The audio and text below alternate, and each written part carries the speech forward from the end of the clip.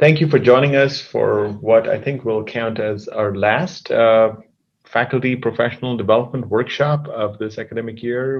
As many of you know, we try to do about 7 or 8 of them that cover many different topics, from diversity and inclusion to getting off to a fast start, to mentoring, to going after big centers that we did earlier this semester, to industry engagement, and we keep experimenting with different needs that faculty may have. And today, we're really delighted to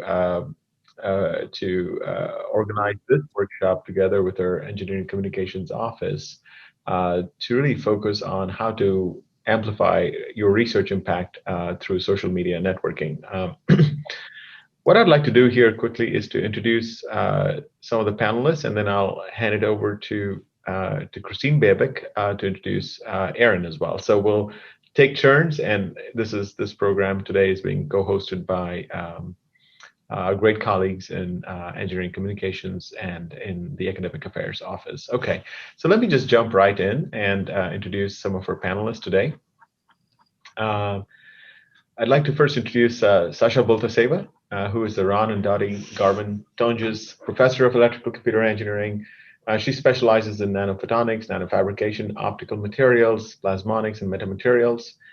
She is a 2018 Blavatnik National Award winner for a Young Scientist, or finalist for a Young Scientist Award, and then received the 2013 IEEE Photonics Society Young Investigator Award. She's been awarded the Outstanding Young Investigator Award, the MIT Technology Review Top Young Investigator Innovator Award, TR35. She is a fellow of the Optical Society of America and SPIE. She's authored more than 130 journal articles with a very large number of citations. And she is the editor-in-chief of OSA's Optical Materials Express. And as you'll learn later, she is really innovative in her use of social media as well. Also joining us today in the panel is Professor Luna Liu, who is the ACPA professor of the Lyell School of Civil Engineering with a courtesy appointment in the School of Materials Engineering. Luna is also the founding director of the Center for Intelligent Infrastructure at Purdue.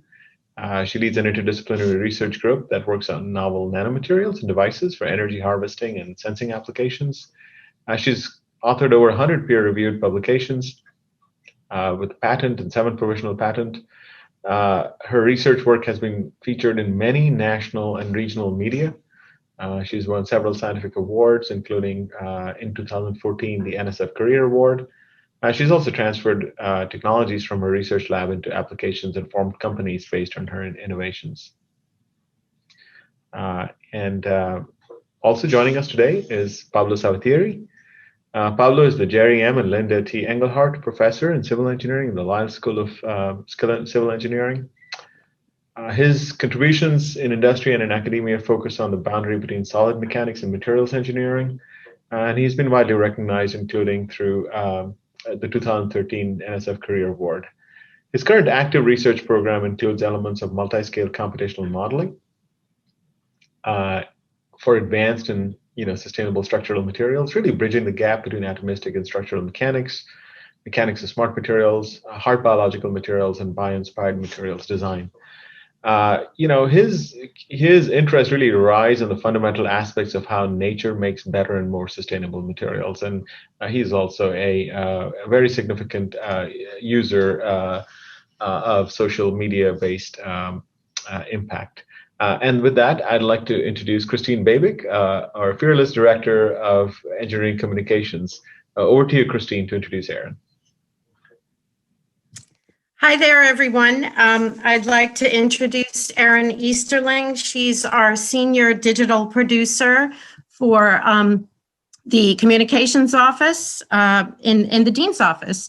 I'd like to say that Erin is really the hub of publicity, news, and social media. She manages the social media branch of what we do. I wanted to say on behalf of our team, I wanted to thank you all for recognizing the importance of this communication behavior. As you know, things have changed a lot just in the last 5 to 10 years.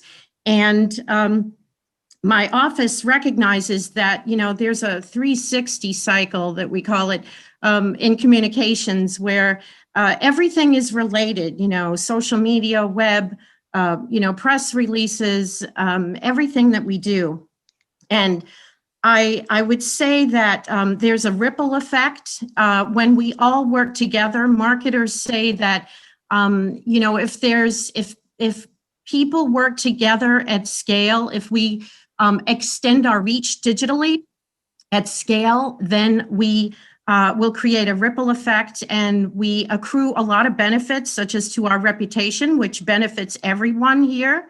It can only be better for us when we work together. And we definitely want to partner with the faculty more closely on these things. And we hope that you will let us know when you have material that you think deserves publicity. So thank you, and I'll let Erin take the reins. Okay. All right. Well, so one of the things we wanted to talk about today is amplifying your research through social media. That was the goal of this this workshop today. And one of the things when we were discussing how to design this workshop, it was really important, I know from Arvin and from a faculty perspective, that we give you reasons why you should be involved in social media, because it's an extra use of your time.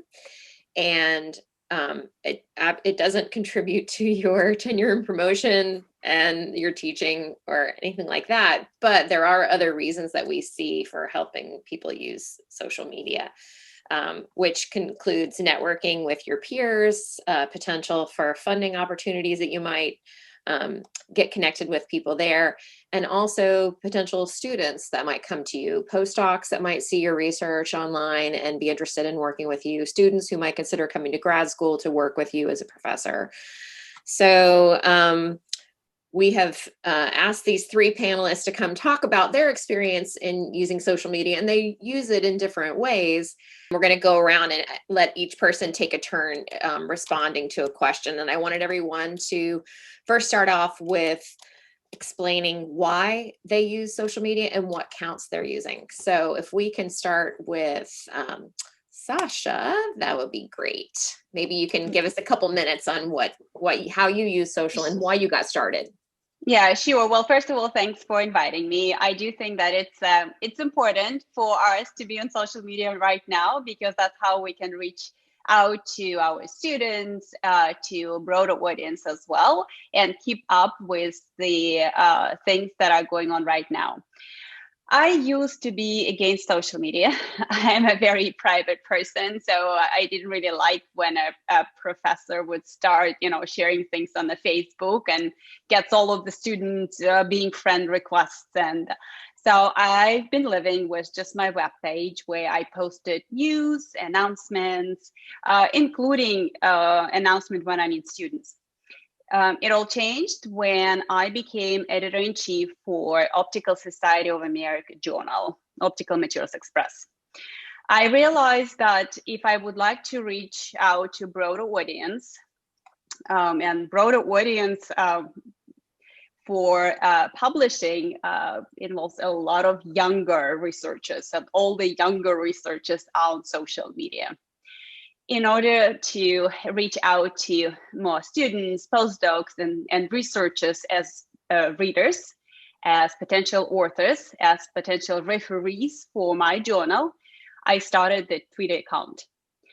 I also, I have a LinkedIn account for many years, but I don't think that it's the right platform for communication, which is fast and to the point.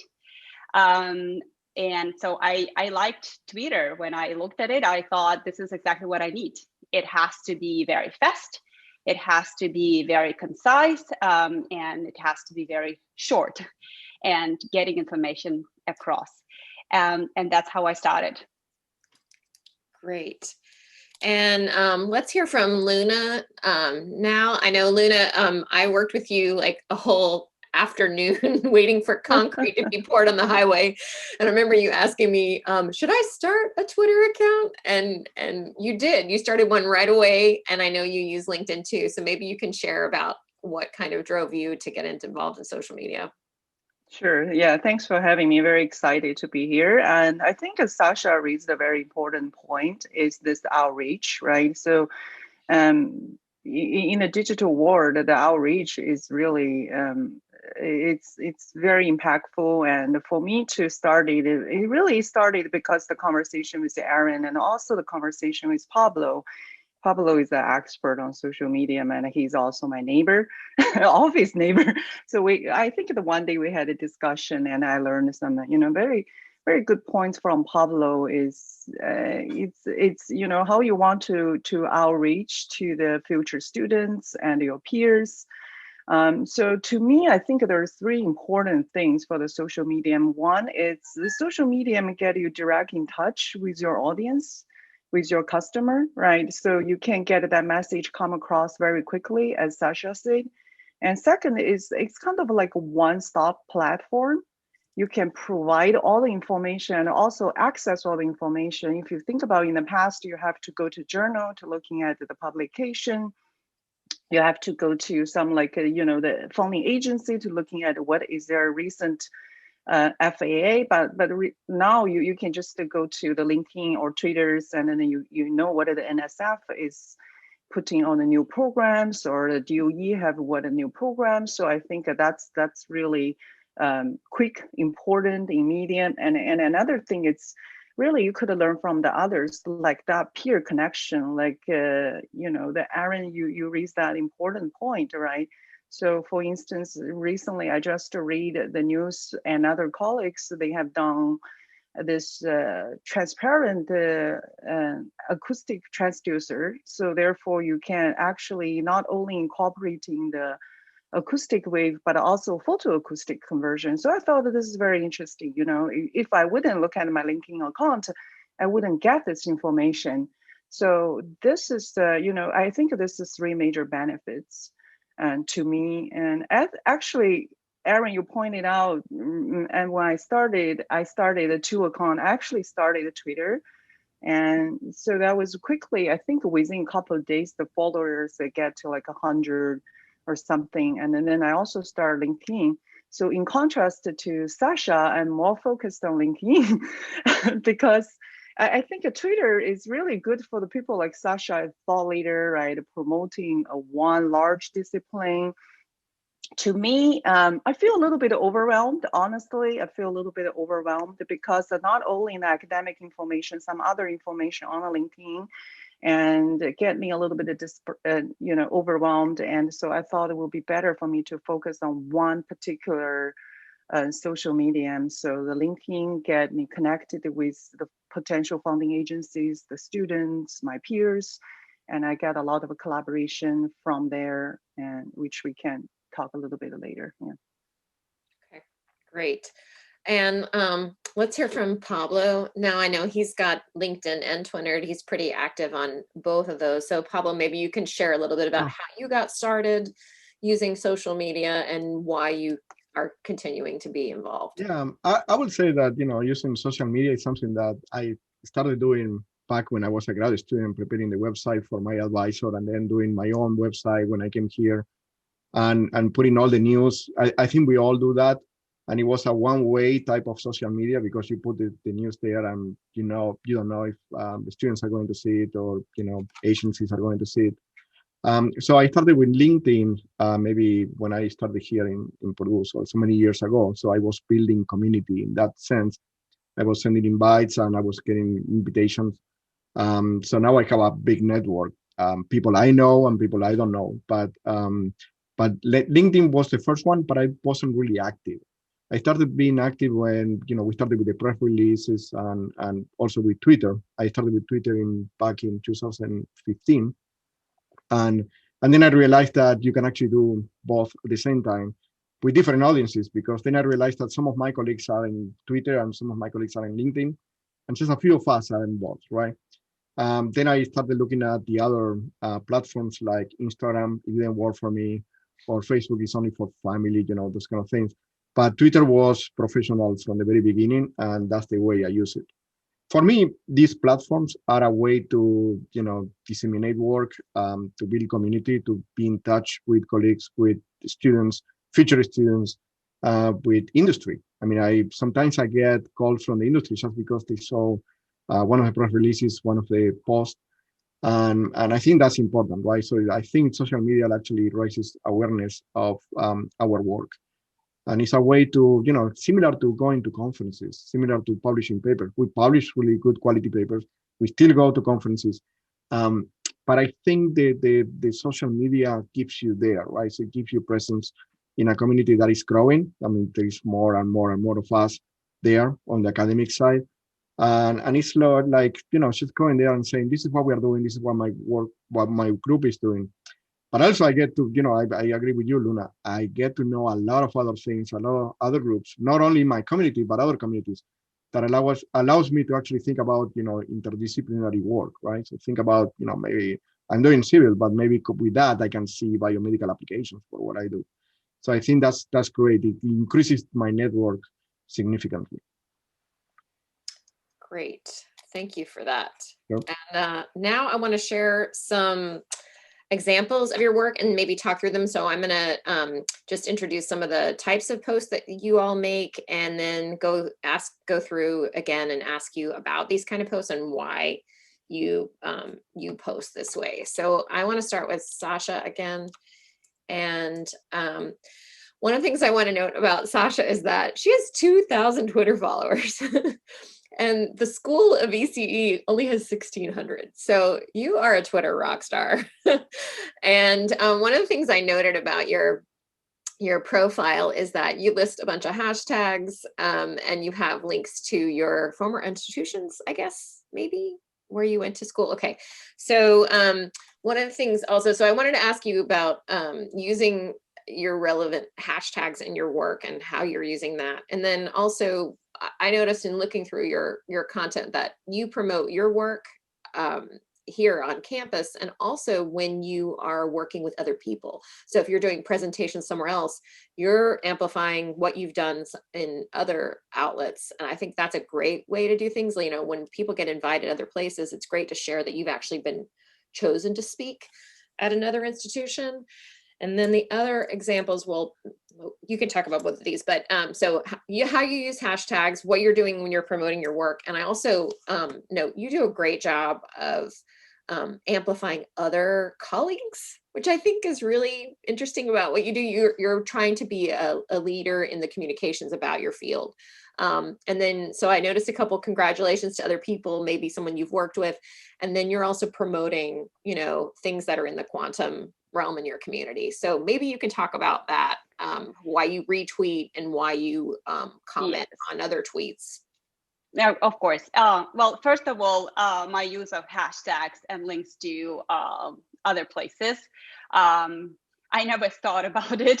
So what I did when I started to create my profile, I wanted to put as many links to different professional societies and obviously the institutions that I worked or graduated from. So I put the name first and then I searched. So if they had a Twitter account, I put the Twitter account, and if not, then I put a hashtag. So there was not much thinking about it. I just wanted to make sure that the society is a group of people that I consider myself belonging to would be visible.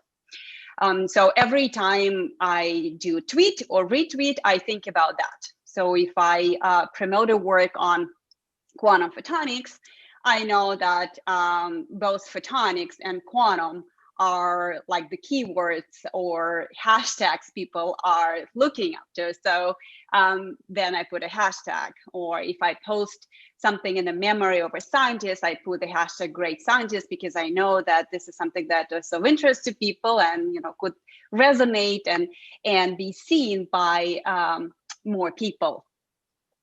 Another thing, as I mentioned, is that I started all this because of my publishing work. So as editor-in-chief, I wanted to promote the Optical Society of America publishing as much as possible.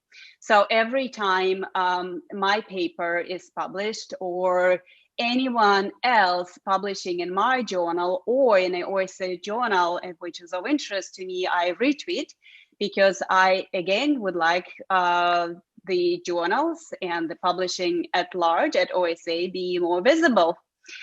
Another thing which I consider very important is that, for me, that's a way to recognize people.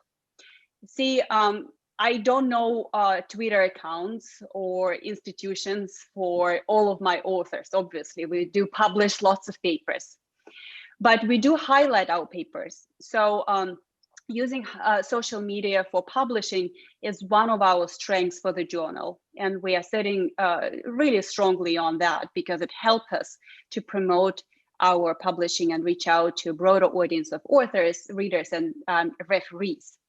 So every time and every month, we have a selection of papers that we promote of social media. There is a category of papers, a spotlight on optics, there is editor picks, and all these papers are being featured on social media accounts. And this would be the papers I will retweet. And if I know who the authors are, I will tag them, and I will tag the institution to bring more visibility, not only to the research, but also to the research group or to the professor which actually done or carried out this work. Again, I see it as a way to recognize and thank our authors. And every time we highlight the paper, we try to identify who the authors are, so that we properly refer to them in the social media, well, specifically in Twitter. For the Quantum Science Center, this is a newly funded DOE center, Purdue is co-leading this center together with Oak Ridge National Lab. I do play a role of workforce development lead. And in my new leadership role, I also feel responsible for reaching out to broader community of students and postdocs and both academia and industry and labs, because I am in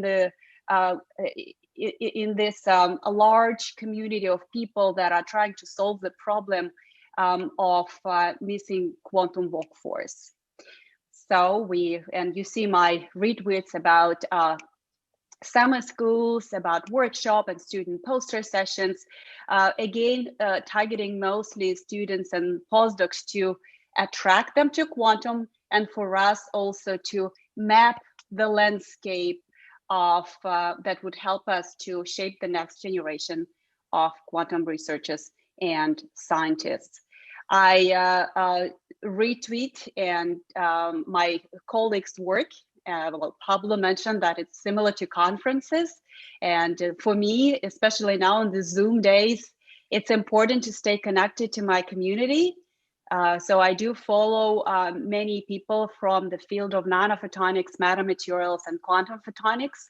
If I see they publish something and post on Twitter, I always try to either reply or retweet, again, just to make sure that great work goes around and is seen by many people. So that's my short comments on these points. Great, thank you. And let's look at a few different posts from, you have 1,816 followers when I did the screen capture from yesterday. These different slides here from Luna, one of the things that Luna highlighted was that she likes to share about research positions that are available. And so the types of posts you make are research positions, highlighting your own research from your team, and then the funding opportunities that you've received, and your teaching. You mentioned that you have 900 students in your edX course. So maybe you can just briefly talk about those. Yeah, sure. So I think so a couple of things I like to share. One is really the group work has been recognized by different society, right? For instance, one of our recent work, actually, Erin, you were helping promoting a lot, was recognized by ASCE and Game Changer Theories. And this is one of 13. And been selected over the country. So I thought this is important. So that has been shared. And one of the highlights actually shared here is, the Purdue Office of the Technology Trust Fund. The reason I'm showing this as example actually is because of this Trust Fund, I do get at least the 3 venture capitalists based on California and reached out to me saying, hey, we want to invest in this type of technology. We want to talk to you. And so I think the funding opportunity, this is a direct correlation I can see definitely from my LinkedIn, because I don't know them, and I don't think they know me. They're not in academic, right? So I think this is a direct correlation. But other things I think, from the posting and definitely can increase the awareness, the particular Pablo City industry funding. My lab has probably, I would say 60% is federal, but 40% are industry funding. And I do have my industry sponsors, partners, and then the new people calling me, say, hey, we have this type of work we would like you to take a look at. So I do see that probably from my LinkedIn influence, I would say. And one thing I want to mention is recently I sent an advertisement to say we have a couple of postdoc and a PhD's position available. And of course, I got overwhelmingly number of applicants, ask my postdoc to do a first screening. And then we did find a couple of outstanding students from ETH Zurich, and ETH Zurich and KAIST from Korea, and which really I wouldn't have that outreach without sending through LinkedIn account. I think that has been helpful. And another thing is you mentioned I am teaching the edX course on the non-destructive testing. And first the edX course, I did the first 1 credit, I did send through the LinkedIn account, and that was having around 800, close to 900 enrollment. The second I didn't, and the enrollment was lower. And I actually, I don't know if a good or bad thing, sometimes you get too much enrollment. It's a little bit hard to manage. And I don't know if there's directly correlation, but the third course, which I am actually just sent an advertisement yesterday, and I want to see if there is any change. So, but we do see the people aware that, I think, who said this word? I forgot. Awareness is the beginning of transformation, right?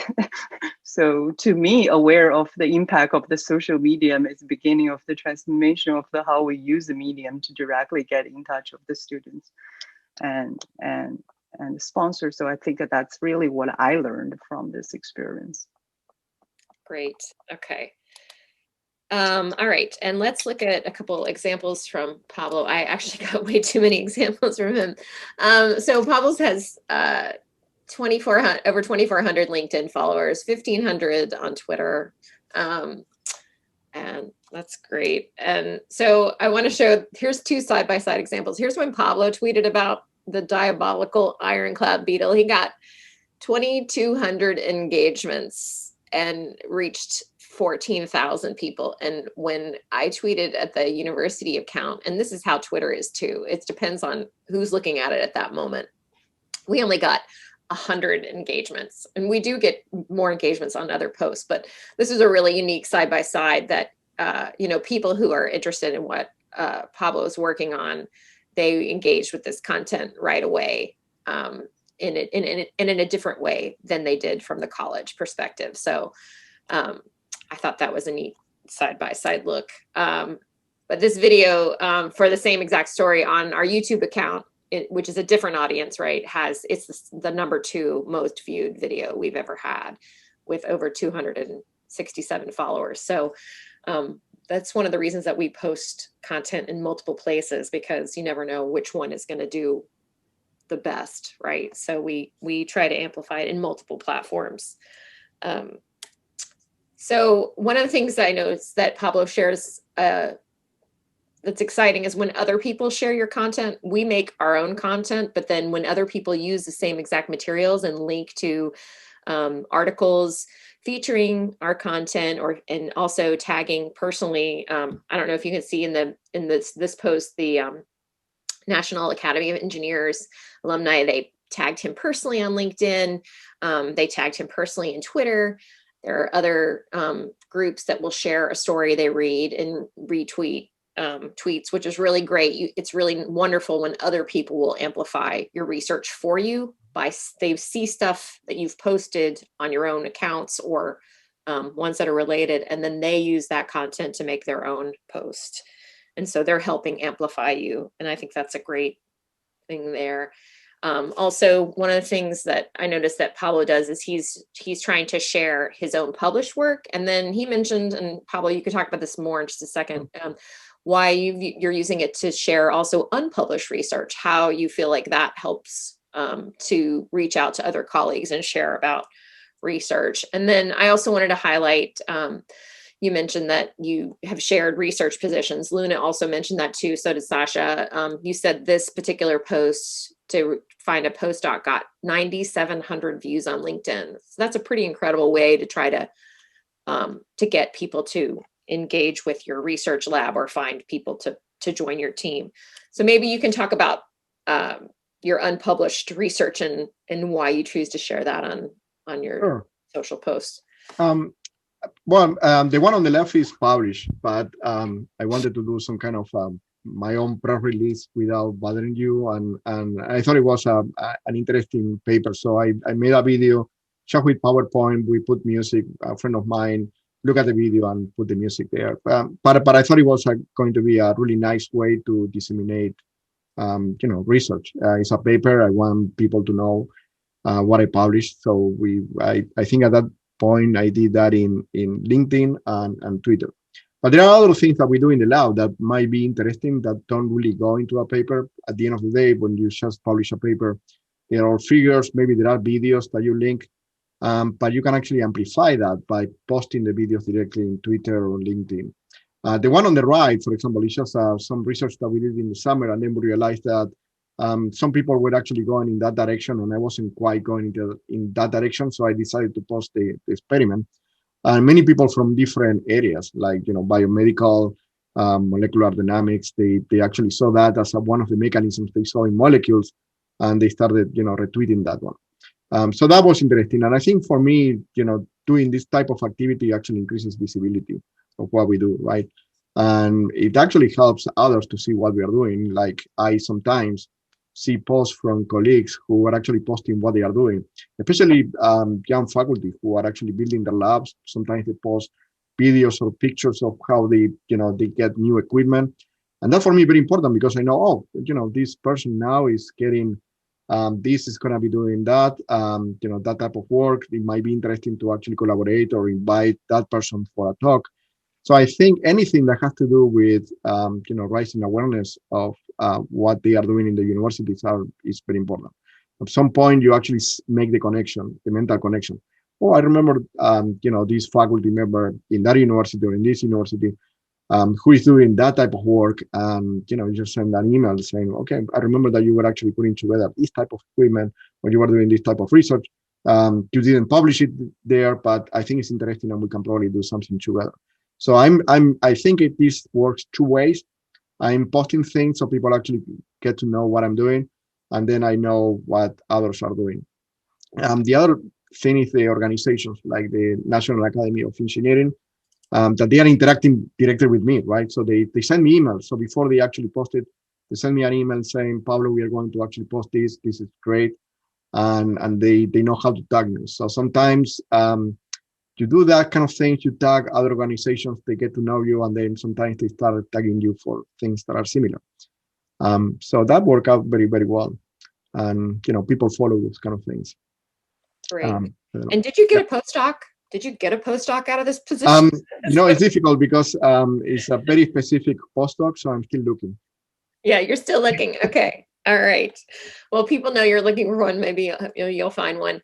Okay, and we're about to move into Q&A, but I want to go quickly and ask each of you to give your one piece of advice that you have for getting started. I just wanted to quickly say, Sasha, you said you do have a LinkedIn account, but you don't really use it quite as much. So maybe you can comment on why you're focused on Twitter and what advice you would have for someone to get started.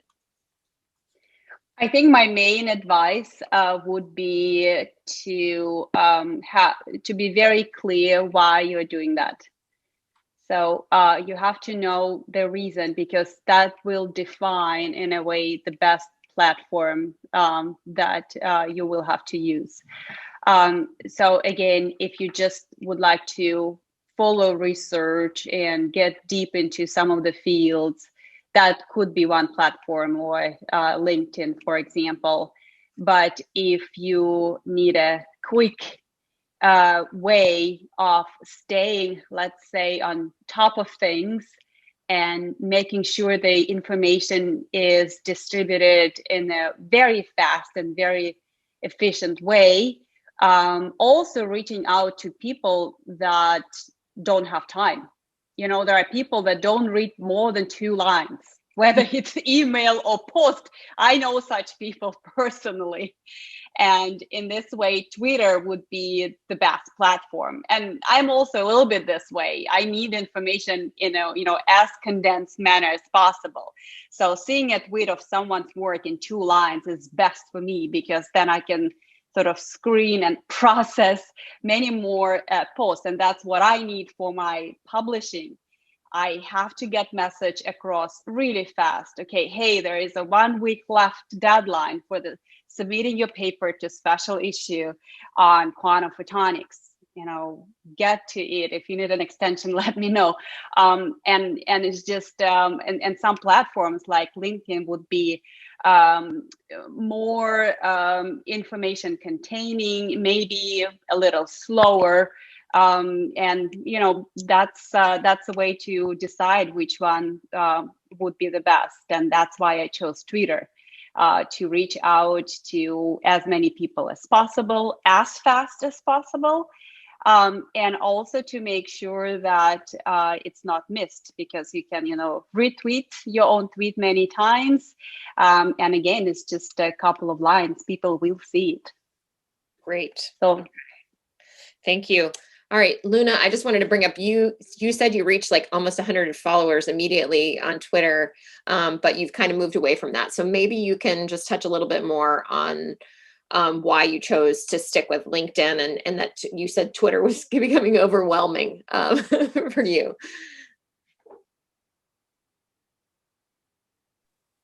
Okay, so I think compared to Sasha and Pablo, one thing I did is I actually started in 2019. Erin, if you remember, right, that's the time we actually implement the sensor in the duty road. And I did ask you if I should do this, because kind of like Sasha, personality-wise, I'm a little bit reserved. I like to be quiet, not want to be in the spotlight. I feel a little uncomfortable to do this. And so for doing Twitter and LinkedIn, but I also realized that if I don't do this, I'm really missing out. This is an opportunity. I need to jump onto it. And so at that time, I feel really overwhelmed. Honest to you, I need to stay focused. I think that better for me. So I choose LinkedIn platform is just because that works better for me. I think I could control my pace, right? So I have a little better in control. So that's why I choose the LinkedIn. But I do agree with Sasha and Pablo. Twitter is a quick platform. And if you want particular promoting one discipline or one area to be a thought leader, or even science policy, I think that's really important, because people follow that platform probably more than LinkedIn. So not really advice from my experience. I think, starting with something which you can feel you have a little bit better understanding, a better control, and then do one thing well, and then you could just, expand it to other platform. Okay, great. Thank you. And one more thing, Pablo shared these as examples too. And I see, personally, you definitely like using Twitter for reaching out to people, and you post more than just research. You post things that are joyful about your life and also about the campus in general. I think that's a great way to share and let people know about who you are. on this. So maybe you can comment on your piece of advice. Yeah, I'm not super active in doing that. It's probably I saw the opportunity. I look at, maybe the trees there. I saw a really nice picture. I took a picture and, many people actually like it. And the same when I was here. So that's my daughter when I came here back in 2009. And that's her now. She's a Purdue student. So many people like that. So you got 200 likes. And Erin, you mentioned that that's a lot of likes, right? For Twitter. That's a lot. Yeah. So that was really interesting. It wasn't part of my objectives. So I agree with Sasha that having objectives is really good because it focuses you and, you can actually focus the energy into the main objectives. For me, Twitter, let me step back. LinkedIn was mostly to keep in touch with people, right? Because I know people move from company to company, and that was a great way to stay in touch. And then in 2015, it became a way for me to communicate with people. But Twitter, in particular, for me, was a way to promote the students. I mean, I want my students to then go to academic positions on industry. And basically what I was doing at the beginning is to actually promote their papers, their awards, or if they are mentioned in news, or if they get the faculty position, I think it's important for them, right? So it's a way, that was my main objective. Things have changed, or I added more objectives. But I think having objectives is really important, so that you don't really start mixing things. In my particular case here, I mix a little bit of personal, but I think it was kind of, engaging the university community in that aspect. So the other thing that I think is important for those who are considering, building their own Twitter or LinkedIn account is to reach out to people. Just don't be afraid to send invitations, because that's basically how you build community. Most of those people will know you, and some people, you might connect because they are doing something that is similar to what you're doing. So building community is the most important part of this social media. Great. All right. I want to open up to Q&A for anyone who's attending. Does anybody have any questions they'd like to ask for our panelists? All right, Gerhard. Yeah, I mean, I have similar experiences on both Twitter and LinkedIn, slightly different audiences. And I'd encourage faculty to do it, encourage the students to do it. It is a longer process, right? It's not like you put something up and suddenly you have a bunch of followers. There is some strategy, and you may want to be, just as the other three have said, be careful on what you post where and what fits into the venue, right? And it's important to highlight other folks, not just show how great you are, but show how great your peers are, and that pays forward eventually. Great, thank you. I have a couple more questions in the chat. One is, how do you manage your time efficiently on social media? Maybe Luna, you want to answer that, since you said you're trying to just focus on one? So clearly I'm not very efficient, so my bandwidth is a little bit narrow, so I just focus on one at this point. And I do about once a week or once in 2 weeks. I don't do too often. As Pablo said, it's really more networking, and then but I do check on LinkedIn every day to look at what other people is doing and networking. So really beware of what's going on in the community. Okay. And there's one more, any advice for newbies getting started? We kind of went over that, getting followers. Does anybody have any tips on how you might attract followers? I mean, I would say, yeah. Yeah, well, I can just say that I think you can find all the tips online. For sure, there are many rule strategies. I don't have a strategy. I never had one. One way I was doing it is just following and essentially mentioning people and groups of people and professional societies in my tweets. That's the only thing I did.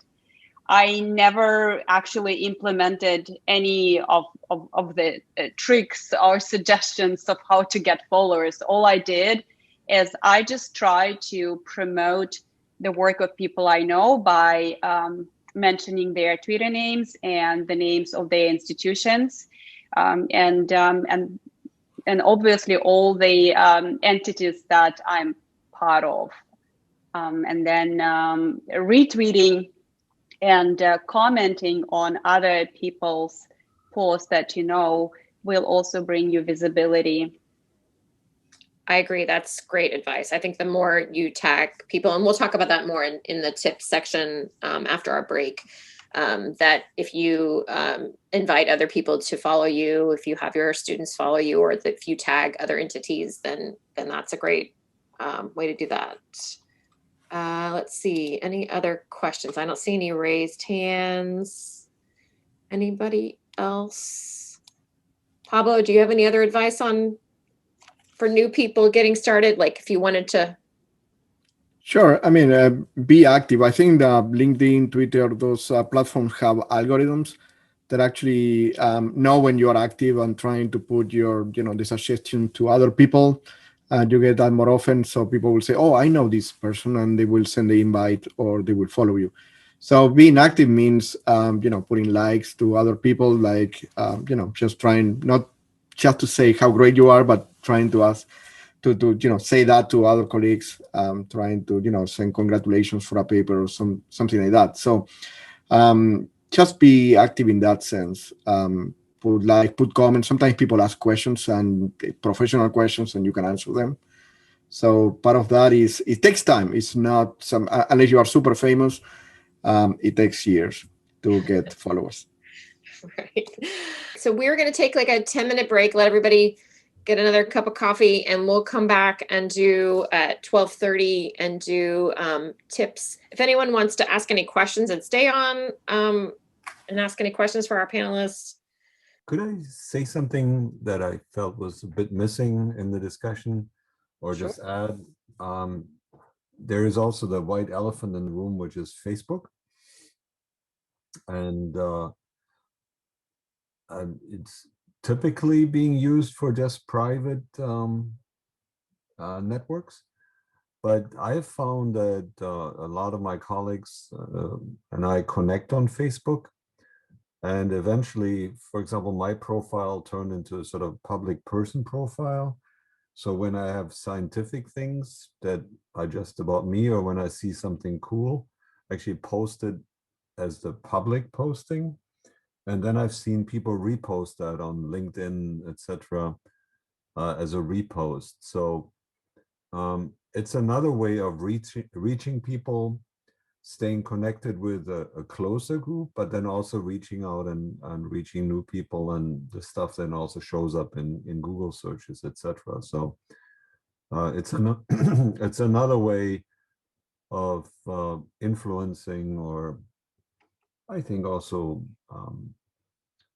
showing people that as scientists we're not just all nutty, but we can also have outreach to other populations that might come to the more general content we might have, not just the very specific publications, but for example, I run the NanoHub Center, have them be aware, right, and have the word be spread.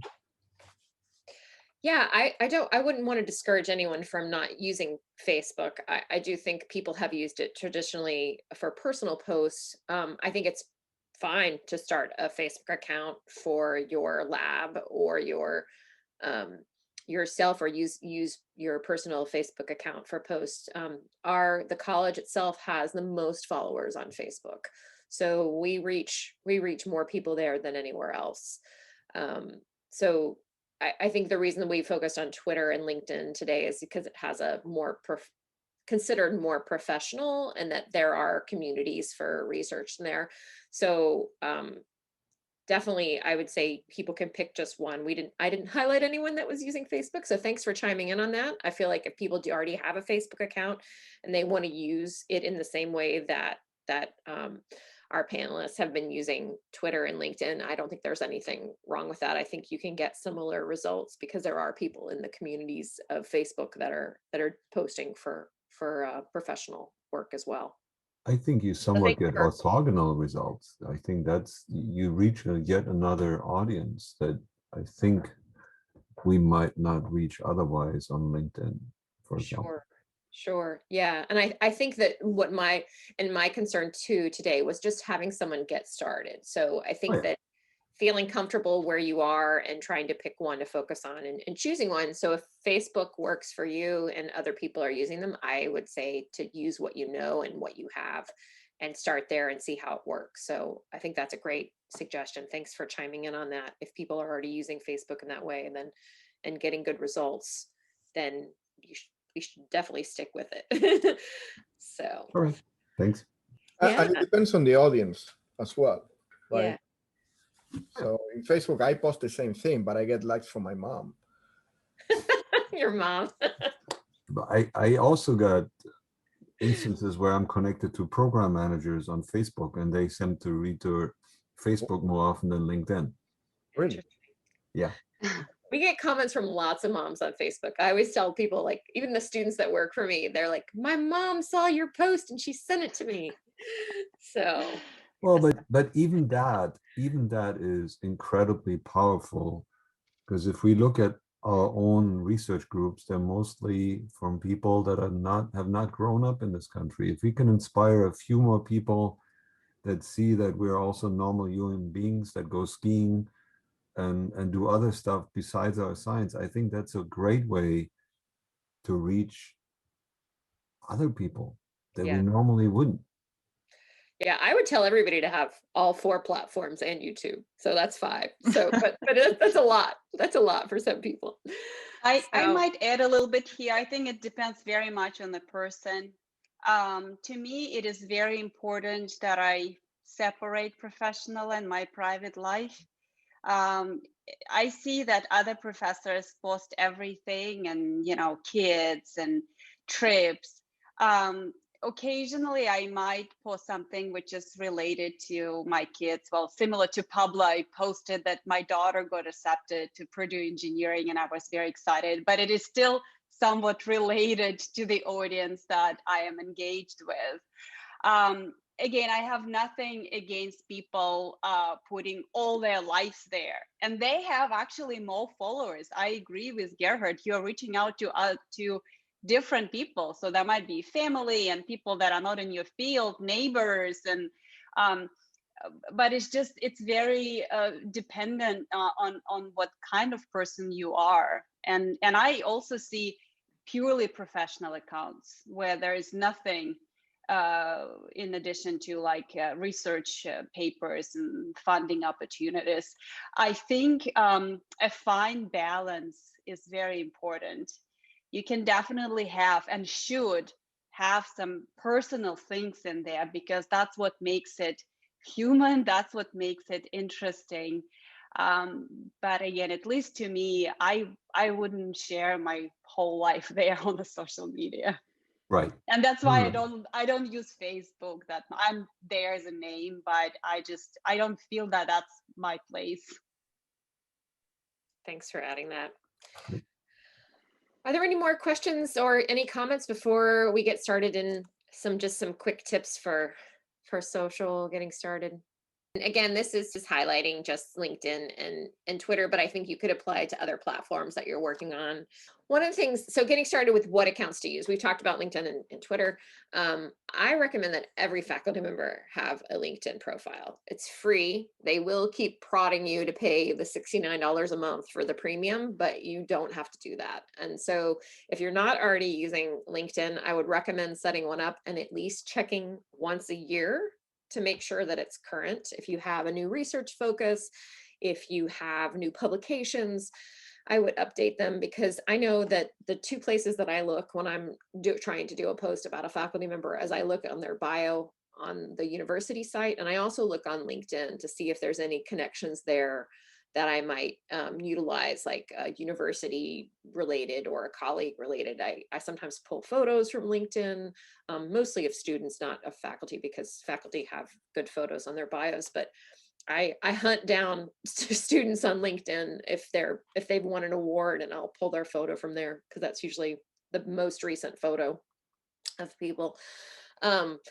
So easy. LinkedIn is easy to get set up. You go create a profile for yourself.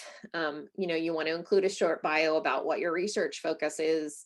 I would definitely link to your bio page on the university site or whatever website you might have.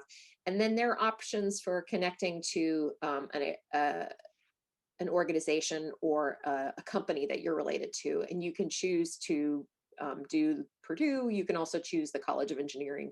The College of Engineering started a YouTube account at the end of 2018. So there are people that have had their LinkedIn accounts for years that only have the university on there. So if you want to change it to the college account, you can do that. The Purdue University YouTube account, LinkedIn account has over 400,000 followers compared to the college, which started pretty recently with LinkedIn college account, which has over about 4,000. So we're a little bit behind the university, but they have a lot more alumni. So, and then a banner image. That's one of the things that helps to define or add to your LinkedIn page. I put in the information on the sizes that you would use for LinkedIn. You can Google it. That's usually what I do. And it's interesting because the sizes change almost every year. So if you Google LinkedIn banner profile, it'll come up with like 2021 will auto-populate or 2020 will populate. So be mindful of that. And one of the things I thought about when I was building this presentation was if people would like a generic Purdue banner that's cropped properly, I do plan to create a few of those with some of our better photos of the campus and make those available to people after this if they'd like to have a Purdue related banner for their LinkedIn profile. I will make some ones that are nice, and if you'd like to use those, I want to share that with you all. And things that we want to post on LinkedIn. We've talked about quite a bit of that today with examples from our panelists. But I would recommend, I think of LinkedIn as a way to make connections and meet with other people that are in your field. And so I would say highlight your publications, definitely. I see that as a way to get information on your research, and you can tag. When people have talked about tagging or mentioning, one of these things that I use the word tag a lot, and tag is related to hashtags, but in the social media realm, it's called a mention. When you mention an account, you'll hear me say tag, and it doesn't mean hashtag, but so if you mention, and that's an @ symbol, when you put that in, if you can use @ in LinkedIn and it highlights someone's name, and it'll try to auto-populate for you. Sometimes it doesn't automatically do it, and you have to go hunt someone's name down. But when you mention a publisher and you mention your colleagues in the text of your post, they get an alert that they've been included into a post, and they might go look at it and they might share. So that's a great way to get other people to like your account or follow your account by mentioning them in a post. You can also mention people in comments. So if you don't want to put a lot of information in your post itself, like the 2 lines that Sasha was talking about, short, you can add them in a comment so that it's not right away. But if people want to see what's happening and get extra information, comments are a great way to include more details in a post. I recommend posting any kind of news media you've been involved in. If the university is doing a post about your work, make a post about that and link to their page. If you've been published in another institution, say you're working with another research group and they've shared something and your name's included on that article, I would post that article. If you're involved in any of the Medium publications that the college has been doing, definitely share your Medium posts there. Grad students, we had a lot of discussion about sharing about student success. It's a great way to show that you support your students by highlighting them in your LinkedIn, and also to look for other potential student partners for your research. And I do, not everyone posts photos with their work. Sometimes when you type in a URL for a story, it will auto-populate a photo for you, and that's great. But when you're posting, if you can include a photo from your lab or a photo that goes along with your story, it just it's easier to see when people are looking through their feed, and it might grab their eye more. So I always tell everybody to post with a photo and to tag or mention at least one person in your post. if you can include your school, that's great, because then your school will see that you've posted about something and they might share that or make their own post about your work. If you can tag the college, that's great. Especially if it's something that we might be interested in also promoting. So photo and tag at least one person and include a link if you can to whatever article it is you're trying to share, so that you give people an opportunity to get more out of your content. So I always call, I like to say that we're creating a content loop. When you post something on social media and you give someone a link or another account to go look at, you are continuing the conversation. You're giving an opportunity for people to keep learning more about what you're sharing. Okay, so Twitter, you can add stuff in your bio and to your website, and there's also images for that you can do in your banner. And I want to show you what I mean by that.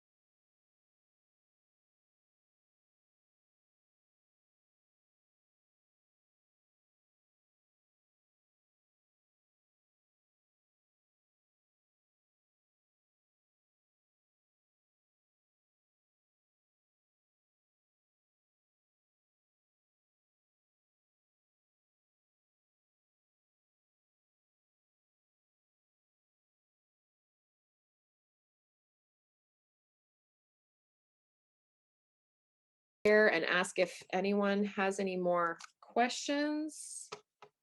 Any more tips from our panelists? Well, I have one tip. Don't get overwhelmed, as Luna said. And at some point, I was using the social media like across all my devices, like on the phone, and at some point, I turned off all notifications, so I don't get notifications immediately when someone is, tagging me or mentions me.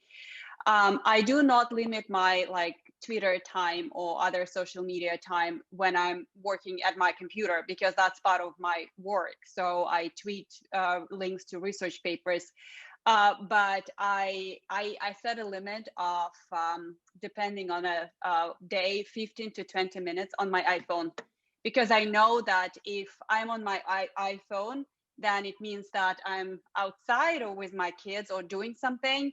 And if I get notification, hey, this is this Twitter stuff or like Instagram, I might be tempted to check. So it's 20 minutes for me, because it is still could be work related and I want to be able to check it. So I know that some people are okay with time management. Sometimes I just, find myself being digged into Twitter or Instagram for my colleagues and searching for either papers or tags, and so it can be draining. But I by that time, I think everyone is aware of that, of the time management. Yeah. Well, thanks for adding in on that. I appreciate that. All right. Well, we are at time. Thanks everyone for joining us today. And I hope we shared some good information with you all. And if any of you want to reach out with questions to any of us personally after this, feel free to do that. And you'll receive follow-up from us tomorrow with some additional resources from this panel. And we did record this. If there's anyone you want to share it with, we'll be sharing that tomorrow as well. So yeah, thanks everyone for joining us, and hope we'll see some more social accounts set up at some point. All right, everyone have a good day. Thank you for inviting.